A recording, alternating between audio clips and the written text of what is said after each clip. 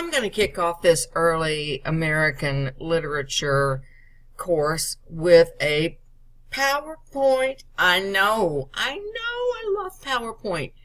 Let's take a look at what we're going to be working on in this particular course. First, we're going to start with the Colonial Period, early America, 1776. And this is a pretty background for you to see while we read this together. Early Colonial Period was at the very beginning of America, and it made way for the rest of the country's literature. In the first stages of America, there were writers such as Thomas Harriot, who wrote a brief and true report of the newfound land of Virginia in 1588, in which he described the Americas in words and pictures. The book was quickly translated into Latin, French, and German. It was a window for the old world to see an embellished version of the new world. Others that dominated this era were the Puritans, whose definition of good writing was writing that brought home a full awareness of the importance of worshiping God and of spiritual changes that the soul faced on earth. And the literature that was produced by the Puritans reflected this. If that interests you, here are some authors that you might want to get excited about and study. Some people, I know, I went to graduate school with some people who love this period of early American literature. And I'm an 18th century English literature person, so you will find what you love as you go through and explore all of it. I know, I love PowerPoints. The Age of Reason was the late 1770s to the early 1800s. This period was a time when authors were focused more on their own reasoning rather than simply taking what the church taught as fact.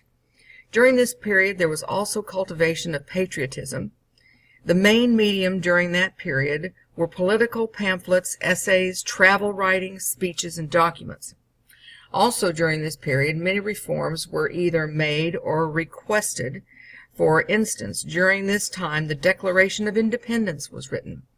That's a document that I believe we have included in this course, and I would like for you to read that. And it's not a long document, but I want you to read that. So remember, America is a brand new country. It has declared its independence from England. It is dealing with Native American populations that were here before the states were created. And now folks are looking around going, what are we going to do next? I don't know if you've ever had that feeling. I know I have.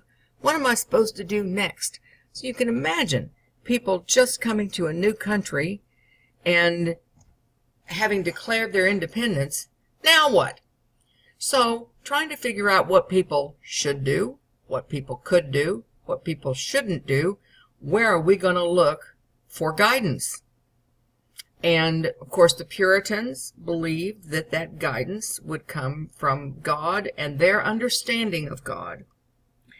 And scholars came along who decided that what's right and what's wrong should be equally concerned with reason and the intellect. So here are some authors to see. I'll show them to you in a second also. Romanticism, 1800 to 1850. You know, you can only be in devout Christianity and devout reason for so long before you're going to start to get lonely. It's just the way people are. Eventually, this business of what's right, what's wrong, what should we do, what shouldn't we do, what should we wear, what should we not wear, what's right, what's wrong, you know, folks get lonely and they want to have fun with their friends. And so, after the Age of Reason came to an end, the people of America were tired of reality. They wanted to see life as more than it was. This was the era of romantics. The main medium that presented itself at that time were short stories, poems, and novels. During this era, as opposed to the Age of Reason, the imagination dominated. Intuition ruled over fact, and there was a large emphasis on the individual common man and on nature or the natural world. Gothic literature was also introduced at this time, which is a subgenre of Romanticism. This genre included stories about characters that had both good and evil traits. Gothic literature also incorporated to the use of supernatural elements. I love this particular era. And if you do too, or you want to explore it, I'm going to have some opportunities in the course for you to read on this buffet that I'm presenting to you of all things early American literature. I want you to read a couple of little snippets from some impressive authors and search for some yourself. Nathaniel Hawthorne, for example. Many students read The Scarlet Letter in high school.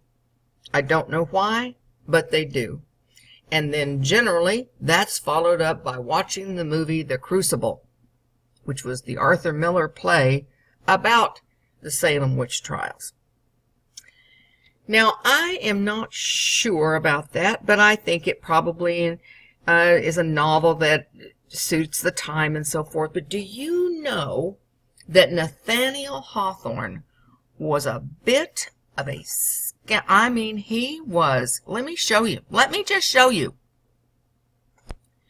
In my opinion, Nathaniel Hawthorne was one of the bad boys of early America. And he lived sort of in solitude, but liked to write letters. And he loved to look into the fire. And a lot of his Gothic stories came from his experience looking into the fireplace. And I'm going to have you read one of those little short stories that he wrote. Fascinating. Back to the PowerPoint. I'm going to have you also read some literature. Herman Melville was a seafaring man. And you can imagine, people are living in newly formed America. They've been trying to look to God to tell them what to do. They've been trying to look at the intellect to tell them what to do. Now they're looking at more meditative, romantic ideas about what to do. And I'm telling you what, when Herman Melville wrote stories about going out to sea and sailors, it was wonderful for people to read. Wouldn't it be? Would be for me too. I've got a little short snippet I want you to read from him and see if you like it. I want you to see if you like Washington Irving. I want you to see if you like Edgar Allan Poe. Lots of people do, and he's a fascinating character, but he's one of many. And so I'm going to have a little buffet assignment for you to read short excerpts from these people and see what you like. You can also find other people if you don't like any of these people. Transcendentalism began in 1840, and it kind of goes to the end of our little period of literature, but we're going to look at it anyway because it is fascinating. So, now this new America, we're going to look to God to tell us what to do. We're going to look to our reason to tell us what to do. We're going to have romantic ideas of what that little scope in our mind is about romantic ideals. And then some folks came along and said, you know what, we're going to meditate. We're going to leave this planet sphere and we're going to meditate. Transcendentalism. This movement pushed America from the elaborate and fantasy-like writings displayed in the period Romanticism into a period of literature that stressed individualism and mature and self-reliance. Often transcendentalists used nature to gain knowledge or to return to a life of self-reliance and individualism. It also stressed the fundamental idea of a unity between God and the world, that each person was a microcosm for the world. Unlike many European groups, the Transcendentalists never issued a manifesto. They insisted on the differences in each individual. It's cool. I'm going to just give you a few little things to read and see if that interests you. If it doesn't, move along. If it does, awesome. Now you can imagine when these newfangled ideas came up about modules and being part of the universe and everything, you're going to have some people that are going to come against it. During the same period when Transcendentalism was taking place, its opposite, AntiTranscendentalism, was also happening. As opposed to Transcendentalism, which focused on the natural world and its relationship to humanity and the quest for understanding of human spirit, AntiTranscendentalism focused on the limitations of mankind and its potential destructiveness of the human spirit. For instance, water brings life, but its excess, i.e. a flood, can bring death and destruction.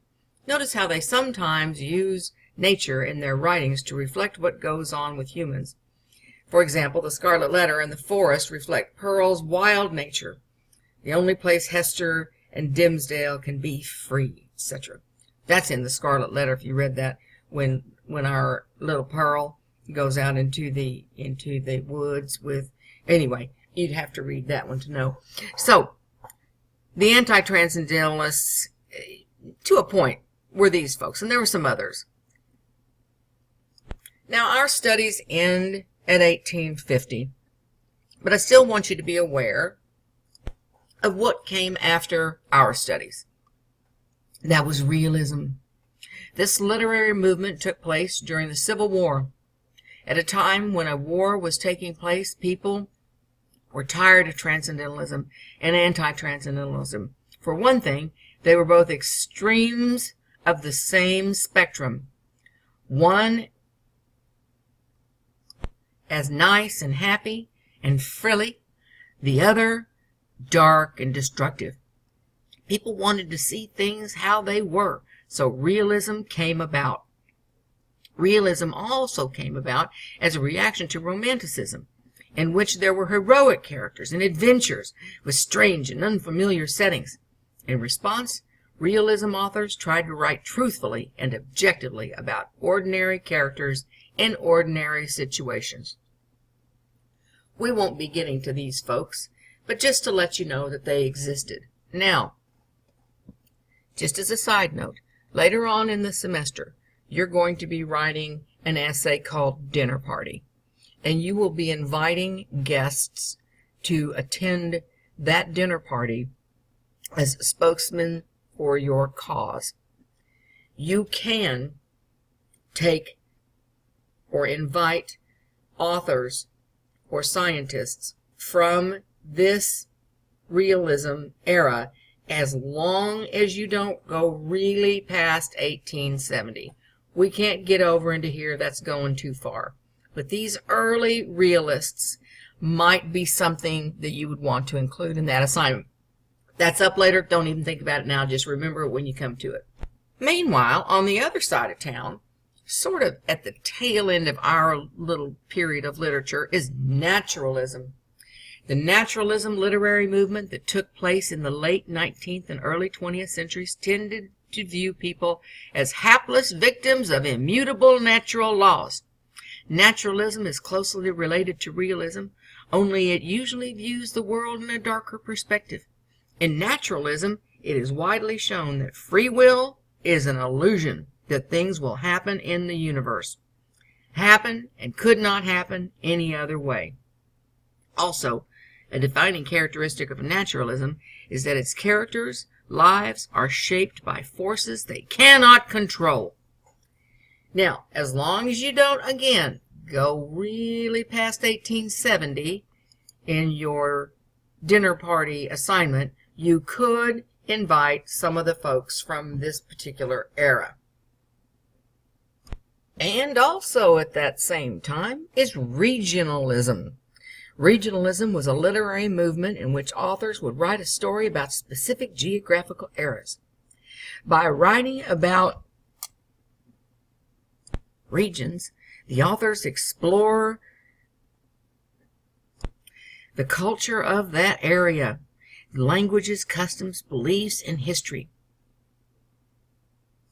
Writers in this era tried to explain the region and area that they wrote about to their readers.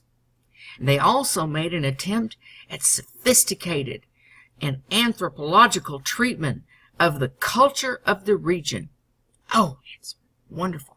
Can you imagine how popular that must have been? Folks are living in one area of the country. They don't have the internet. They can't hop on a bus. They can't go and do their Volkswagen and drive across town. No! They have to rely on whatever is written and whatever they can find that will describe. Yes? So, again, we can tiptoe over in here just a little bit, but not way over into the 20th century. We're still going to keep to our timeline. I know. I'm disappointed too. I wish we could do this short little semester and then just do another one and keep moving forward. I know. Now the transcript of this is all written in this handy little PDF, so you can look it over, and there's references at the bottom of key things that happened and when folks lived. All right? That concludes this introduction to early American literature.